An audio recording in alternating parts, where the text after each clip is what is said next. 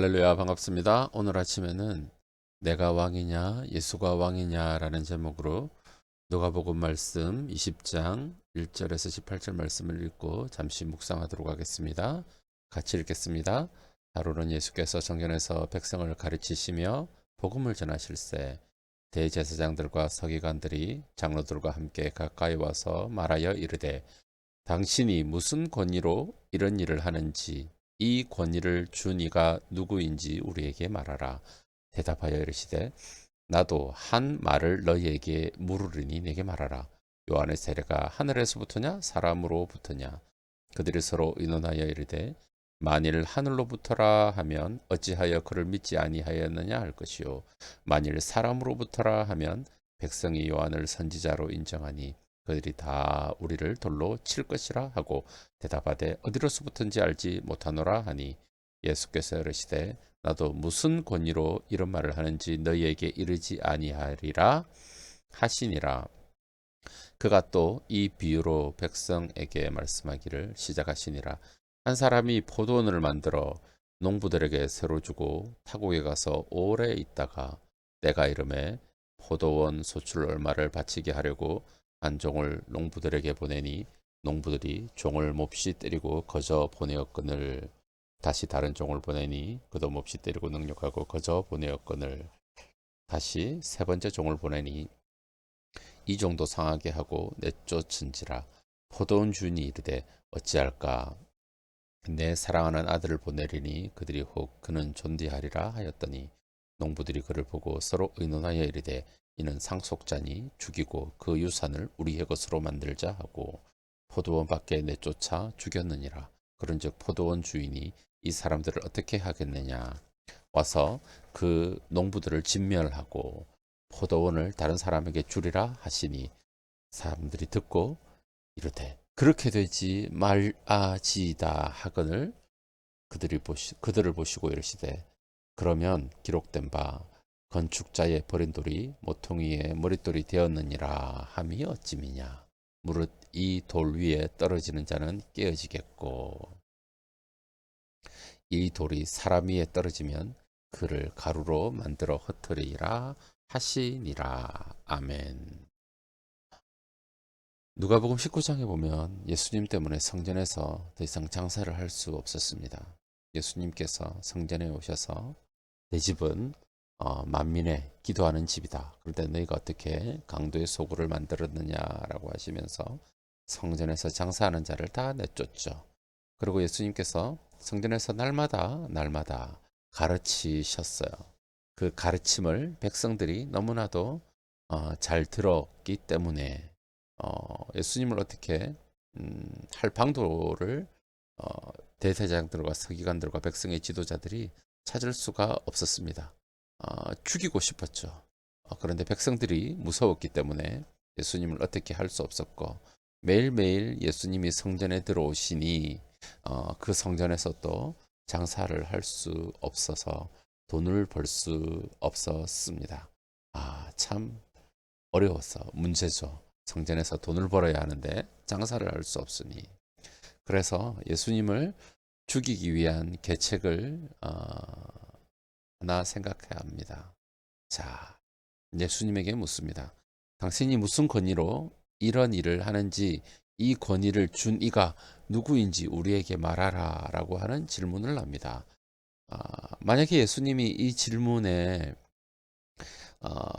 그렇죠. 이전에 요한복음 우리가 어제 했던 것처럼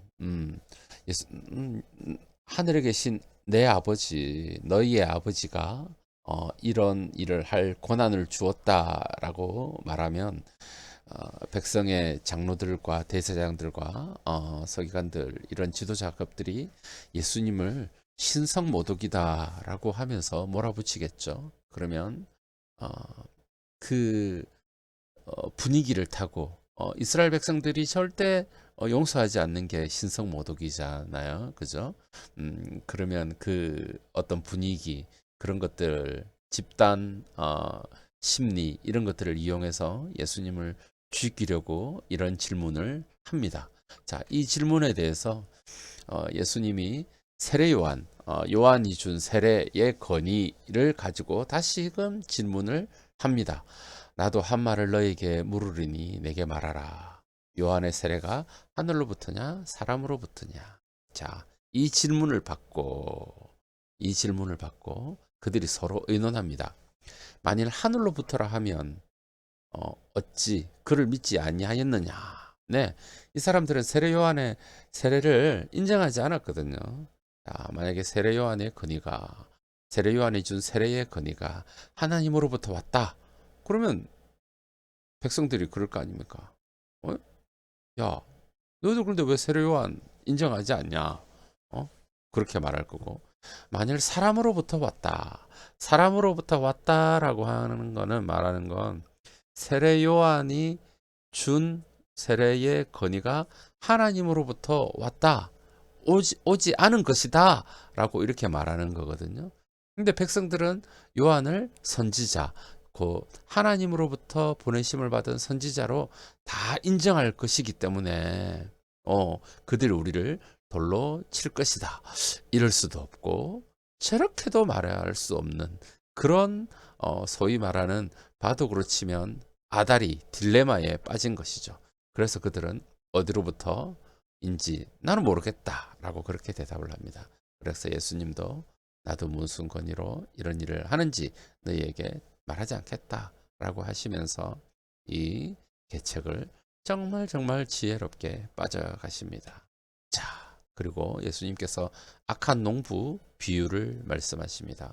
이 악한 농부 비유를 통해서 자신의 권위가 어디에서 왔는지에 대해서 예수님께서 말씀해 주십니다. 한 사람이 포도원을 만들어 농부들에게 세를 주고 타국에 가서 그들에게 포도원의 소출 얼마를 요구합니다. 이 포도원의 소출 얼마를 요구한다라는 건 다른 말로 소유권을 인정하는 것이죠. 소유권을 인정하는 것이죠. 이 포도원이라고 하는 것을 들으면 이스라엘 백성들은 어떤 이미지가 떠오르냐면 이스라엘, 과거 선지자들이 예언한 비유로서 이스라엘을 비유할 때 성경에서 구약 성경에서 포도원 그러면 이스라엘 딱 이런 이미지가 딱 떠오릅니다. 우리는 잘 안 떠오를지 모르지만 자 그러면 계속해서 종들을 보냅니다. 종들을 보낸다라는 건 그리고 소출을 얼마를 받고자 하는 건 이 포도원의 주인이 나다 하나님이다 라고 하는 것에 대해서 의미하는 것이죠. 결국은 포도원 주인이 계속 포도원의 주인됨을 거부하는 농부들에게 사랑하는 아들까지 보냅니다.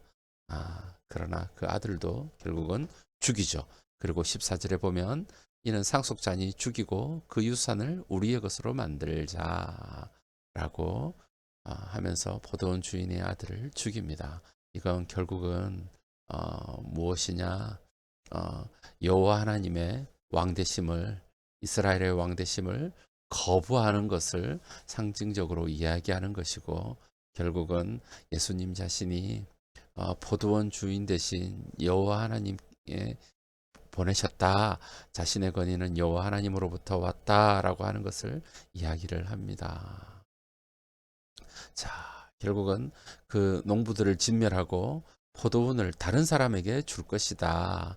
다른 사람이라는 것이 결국은 지금 그 이스라엘이 아닌 다른 이방인들을 이야기하는 것이죠.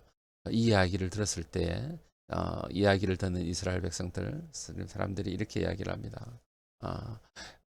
그렇게 되지 말을 지어다 그렇게 되지 않을 겁니다. 그렇게 돼서는 안 됩니다.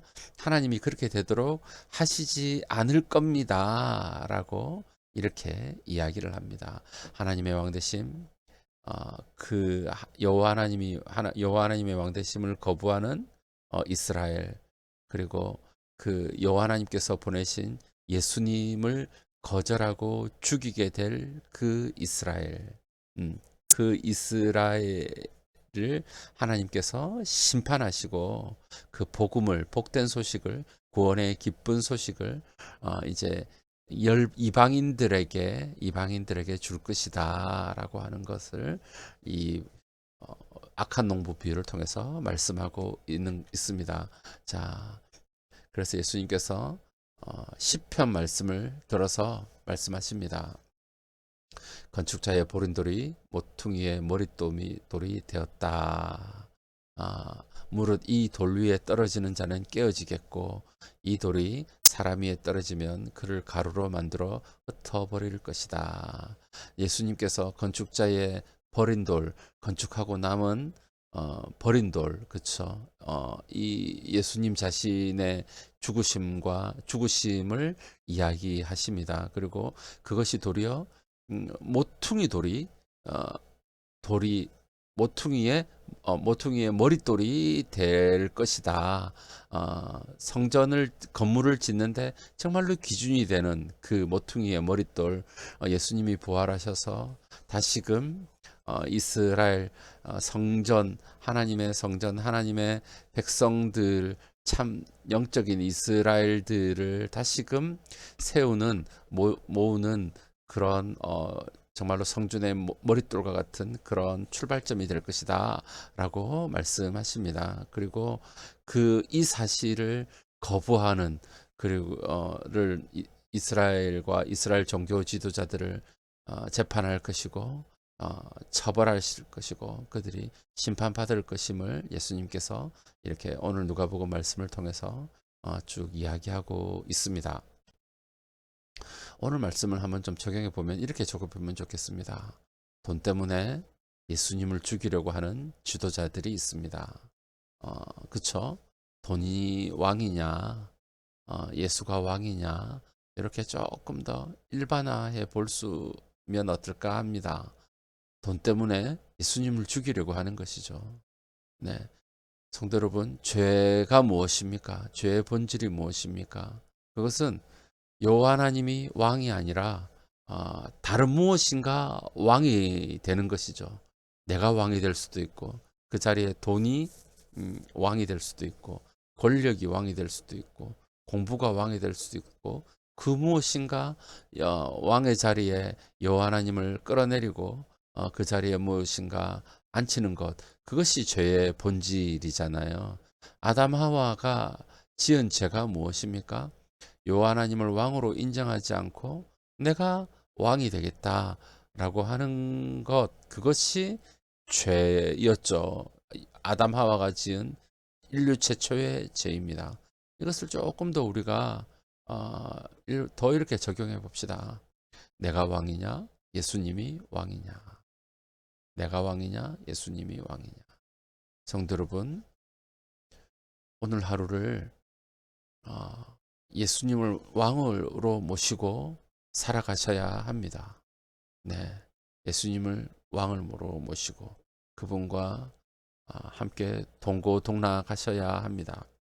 예수님을 왕으로 모시고 살아가면 그쵸, 굉장히 불편할 거예요. 우리가 굉장히 불편할 겁니다. 어, 절제해야 될 것도 많고 포기해야 할 것도 많고 다르게 해야 할 것도 많을 것입니다. 그러나 예수님을 왕으로 모시고 내가 예수님의 청지기로서 오늘 하루를 살아야 합니다. 예수님을 왕으로 모시고 살아가지 않으면 내가 내 인생의 왕이 되어서 왕 노릇하면 그것으로부터 모든 고통과 불행과 아픔이 시작된다라고 하는 사실을 우리가 잘 알고 있지 않습니까? 또 이렇게 한번 적용해 봤으면 좋겠습니다. 자신의 주인됨, 왕됨을 거부한 그 이스라엘에게 그 포도원 농부들에게 계속해서 종을 보내고 계속해서 결국은 아들까지 보내잖아요. 나를 향하여 계속 말씀하시는 하나님의 음성, 혹시 그것이 있지는 않습니까? 그것을 무시하면서 내가 살아가고 있지는 않습니까? 성도 여러분, 오늘 요한복음 20장 말씀 통해서 예수님의 왕되심을 거부하는, 예수님의 왕권을 거부하는 그 이스라엘 종교 지도자들, 서기관들, 장로들, 그들의 심판, 그들의 결국에 대해서 예수님께서 말씀하고 있습니다. 우리에게도 예수님 자신의 왕되심을 우리가 거부하고 있지는 않은지, 나를 향하여서 계속 말씀하시는 하나님의 음성을 내가 무시하면서 살아가고 있지는 않은지, 내가 순종해야 될 하나님의 음성은 무엇인지, 또 내가 오늘 하루 예수님을 나의 왕으로 모시면서 내가 살아가야 한다 하는 부분은 무엇인가라고 하는 부분들을 우리가 한번 묵상하면서 또 회개해야 할 것은 회개하고, 또 주님 앞에 오늘 하루도 예수님을 왕으로 모시면서 하나님 말씀 가운데 내가 주님과 동행하며 청지기로서의 삶을 살기를 원합니다 라고 우리 같이 기도했으면 좋겠습니다. 같이 기도하겠습니다. 나의 만족과 유익을 위해 주